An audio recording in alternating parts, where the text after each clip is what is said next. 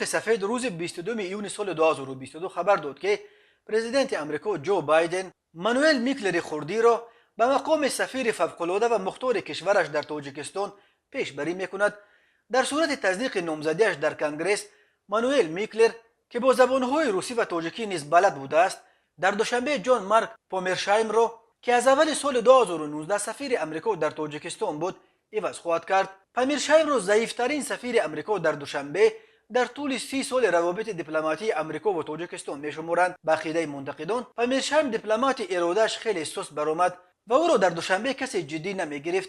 مقامات تاجیکستان سفیر امریکا را به بسیاری از شورابینی‌های مهم دعوت نمی‌کردند و در بین کورپوس دیپلماتی کشورهای غرب هم به فرق از سفیران قبلی امریکا، پامرشایم نتوانست موقع لیدری کسب کند و تشبس‌های مشترک در میان گذارد.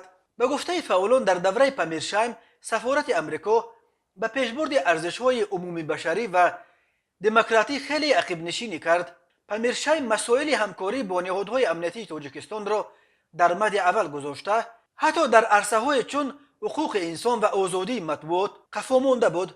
برای مثال، به جای پشتیبانی رسانه‌های در واقع مستقل، در دوره پامرشایم سفارت امریکا به پشتیبانی سامانه‌های غیر سیاسی از جمله به مبلغ‌گذاری سامانه‌های مربوط به نویدهای شو بیزنس ترجیح میداد. کارمند یک مؤسسه بین المللی در دوشنبه میگوید پامرشایم آدمی ضعیف بود و همه این را زود فهمیدند. طرح‌های جسورانه‌ای که برای سفارت از جانب مقامات تاجیکستان درد سر آفریده میتوانستند از جانب او رد کرده میشد. در نتیجه سفارت در عهد پامرشایم به خلطه پول برای مبلغ گذاری نهادهای امنیتی تاجیکستان تبدیل یافت. حامیان حقوق، فعالان جامعه شهروندی دیگر به سفارت پامرشایم امید بستن نمیتوانستند. فعالان از جمله تاکید میکنند که سفارت امریکا تا حال به حمایت از ژورنالیستان حبس شده دلیر امامعلی و عبدالله غربتی اظهارات نداده است.